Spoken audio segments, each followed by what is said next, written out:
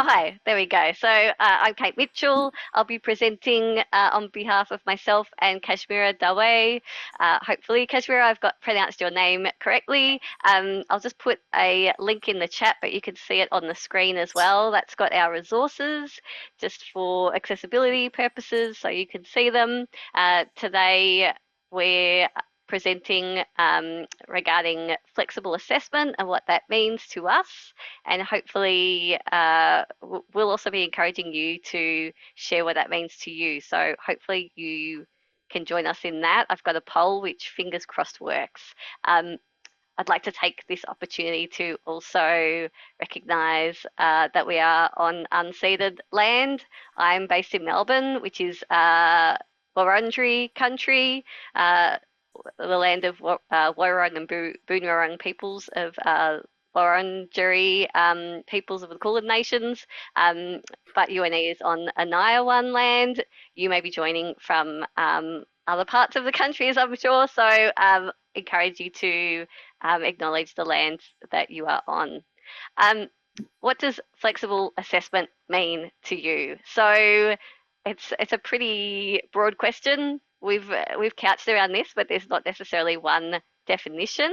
I'm really interested in. I went back and revisited this amazing talk, which is not quite about flexible assessment, but Karen Costa, who I am a big fan of, she has been a great person to follow on what used to be Twitter and no longer kind of exists in its heyday form.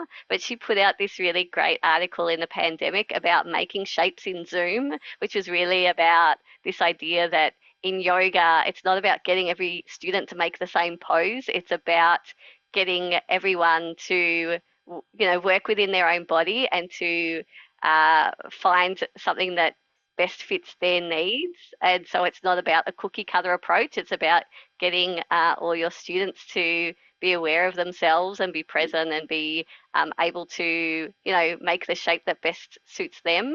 And I just thought that was such a lovely analogy. And I think that that's a really interesting analogy for us to take forward in terms of our learning and teaching, and in terms of what that might mean in terms of flexible assessment. And that's why I've got that yoga kind of ballet pose there. So what I'd really encourage everyone to think about is, what does flexible assessment mean to you? And I've set up a little Mentimeter poll, which you should be able to use a QR code if you're in the room to put your phone up and collect that. Otherwise, you can go to menti.com, and it's really just asking for, I'll put the number in there. It's really just a one-word word cloud, so it can be quite simple. If you can fit a couple words in and want to go for it, and Menti lets you, please feel free. But I'll just ask everybody if they could take a moment just to think about, well, what does flexible assessment mean to you? Because it is something that we've kind of coined as a phrase for us, but it's not necessarily something that formally exists in the literature in terms of an agreed definition. So we'll talk a bit about what we mean by flexible assessment. I'm keen to know what you think.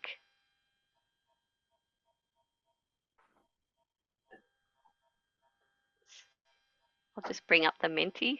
Hopefully it's going to work. Oh, yes. Excellent. We've got lots of responses happening. Beautiful. So we've got accommodating, personalised, options, student-centred, more authentic, but also on the flip side, headache for teachers, which is a valid point. Flexible types, meaningful, adaptive, choice, negotiable. I love that term. So there's some similarities here, a lot of around student-centered, accessible, but yes, also noting, I guess, the workload that can happen around that for teaching staff. Thank you everyone for sharing that. That's really nice to see, and I may take a screenshot of that later. But that idea of, I guess, contextualized, meaningful, accommodating, personalized, that really does mimic a lot of the same. Let me just see if I could bring this back up into full screen mode. There we go.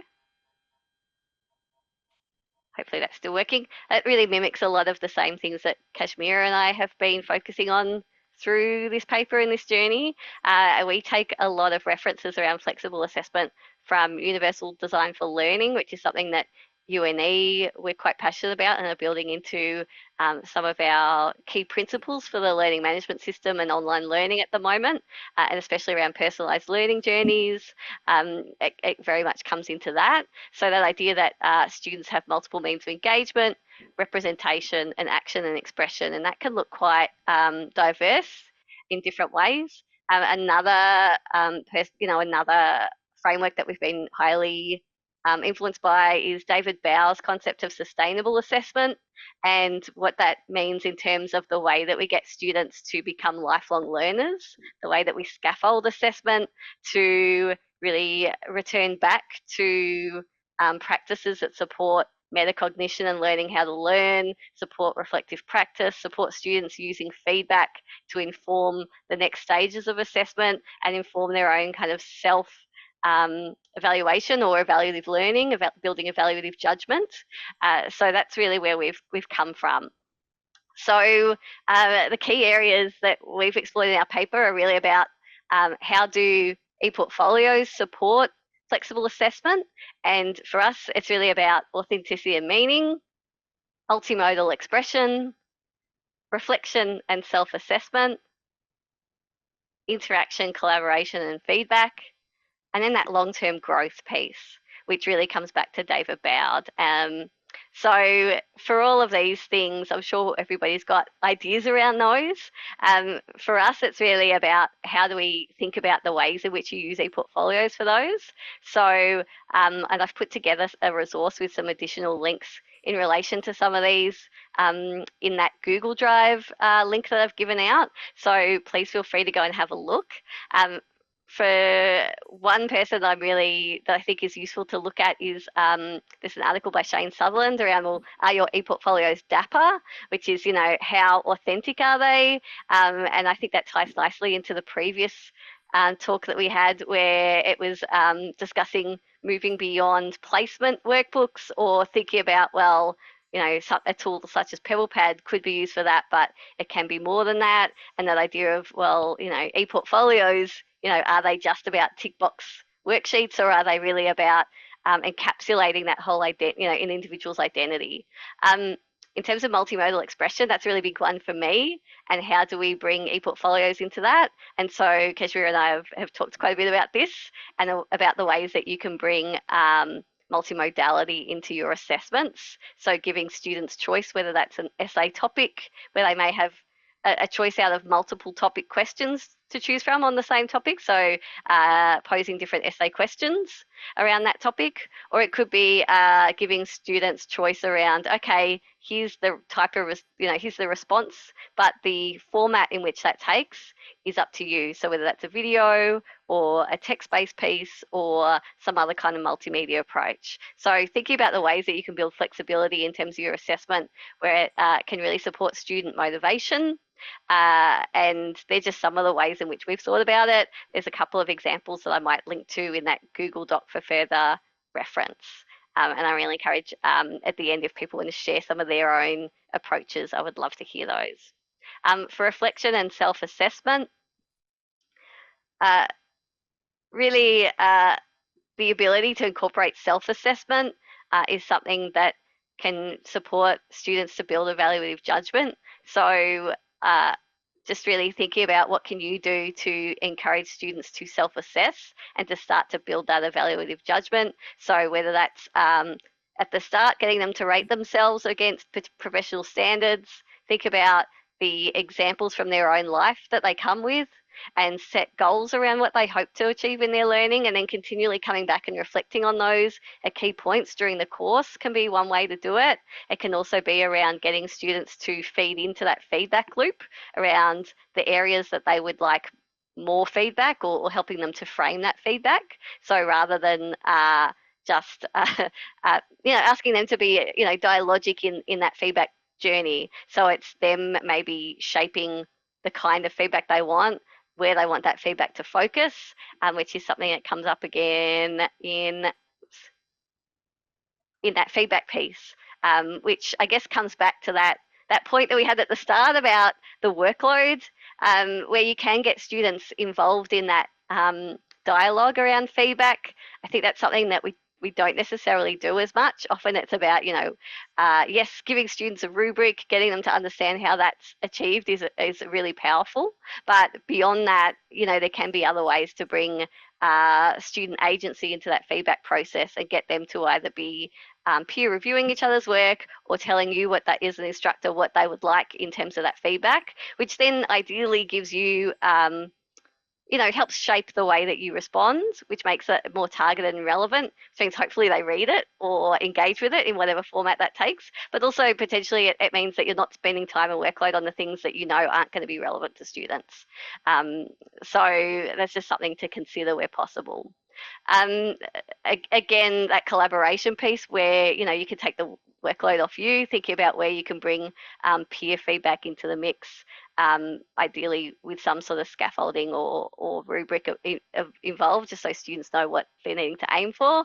But it's, I guess, that mix of, where possible, building those skills around how do students evaluate their own and others' work, because the more that they can really articulate that, the more they're going to understand what that looks like and be able to take that as a lifelong learning skill. Which then feeds into that long-term growth piece about lifelong learning. And the more we can build opportunities for scaffolded assessment, for assessment that's relevant, for assessment that comes back and feeds back and feeds forward, so that they're using any of that feedback and assessment to progress their own journey, can be really useful. The other article that I really love at the moment that I keep spruiking everywhere is Nguyen's paper from a few years back around ePortfolio as a living portal. And it's just such a beautiful paper that takes students' reflections around their own identity and what they've gained through the journey, and the process of looking back on their skills and feeding that forward into how they're changing as a person, I think is a really beautiful narrative piece. So it really is. It really makes a case for how the more you can, I guess, come back to get students to reflect back on past work and past experiences and past artifacts, and think about what that means for a holistic journey, and start to then build getting them to reflect on, okay, well, what does that then holistic journey mean for me as a professional, for me as a person, for what my identity looks like and the things I'm actually good at and maybe want to specialize in the future. I think it's a really interesting and just beautiful thought that I would encourage everybody to go and read that and think about how can you bring those sorts of opportunities for learning into your courses or into your learning and teaching practices. So really, they're the kind of the main things that we think about when we talk about flexible assessment. How do we build opportunities for students to feed into assessment for motivation, for creativity, for different ways that they might express themselves, for recognising different forms of knowledge. The challenges around that are obviously going to be workload and time. They're the big ones. There's also those challenges around, especially when you're building ePortfolio assessments, noting that reflection and building reflective practice in assessment and grading approaches actually kind of undermine that work. And so in some ways, once you start grading reflection, it can lead to students doing reflection in performative ways, and that can really then undermine whatever your broader goals around reflection are trying to achieve. And that's something that Bowd talks about a bit. So that's a really tough one that I don't have solutions for, and I don't know if Kashmira does either, but I'd really encourage people to discuss that and how we deal with reflection, both as a practice and supporting students in that, while also recognising the challenges once you're attaching a grade to it. The other challenges are things that I'm sure we can all relate to around logistics. How do we implement properly that others, such as the Digital Ethics Task Force, are also very much discussing. And I'd encourage everybody who is around tomorrow to get to that group's Christine Slade's talk around that. Kashmira's got her hand up, I think. No, Yeah. Yeah, I was just saying one of the other challenges is around the professional development as well, professional development for teachers. So using e-portfolio is not just, it requires some sort of practice as well as continuous development, understanding of different aspects that you're going to uh, include in your e-portfolio practices. So that is, I think, one of the, I wouldn't say biggest, but Yes. I think you've just cut off there, Kashmira. I'm not sure if that was it. I'm hoping so, but and apologies if I've just cut you off. I think they're all really important challenges to recognise, and so I thought, well, this is a chance where if you want to pose other challenges or pose some potential solutions or ways that you mitigate some of the challenges when implementing e-portfolios, it's a chance to open that up and discuss, okay, what are these challenges when we're implementing e-portfolios, when we're implementing authentic assessment, when we're implementing flexible assessment, and what are the ways that we might mitigate them. So I've got another Menti poll that hopefully is working. Please let me know in the chat if it's not. So I really invite you to post just some of your challenges or things that you found that work in this space around delivering, authentic, flexible, supportive e-portfolio assessments.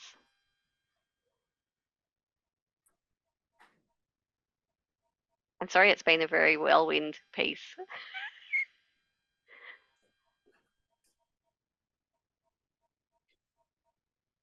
Oh, they're coming through! Yay!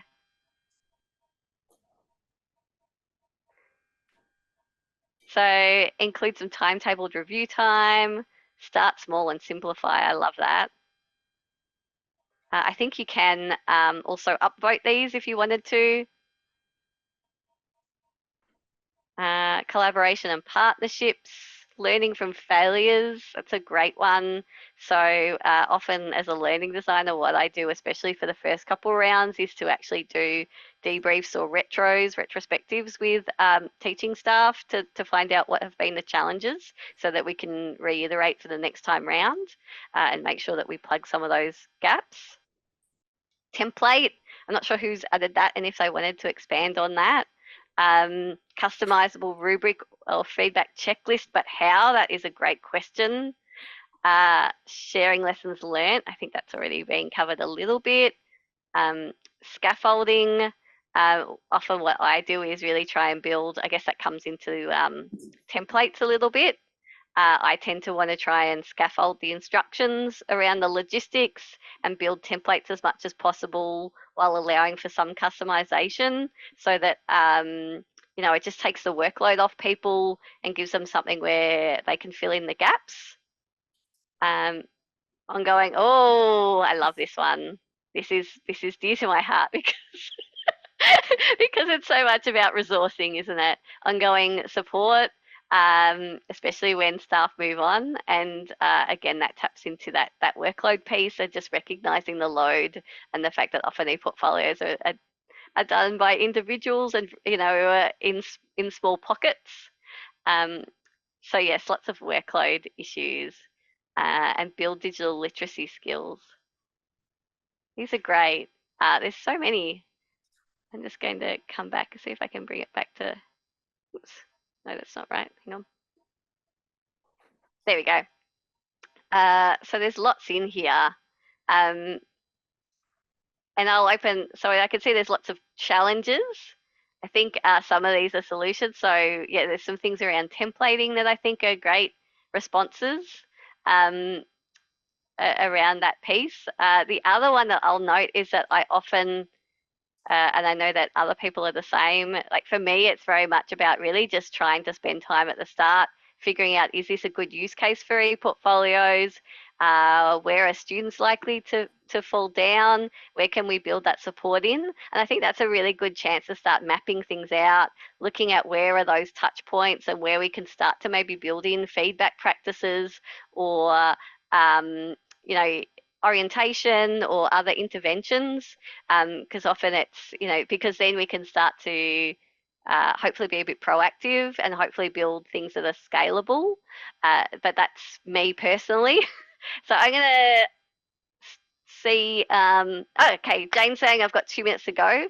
So I think that was really the bulk of what we had to cover, but I really want to thank everyone and encourage you to reach out. We've got, we're doing another session tomorrow around programmatic ePortfolio learning design, which taps into some of these things, but really expands on them in terms of actually doing it as a workshop so that you get time to start to look at those, maybe some of those challenges and some of those broader pieces and how you might then hopefully, I guess, not plug those gaps, but you know what I mean, start to really plan those things out. Thank you.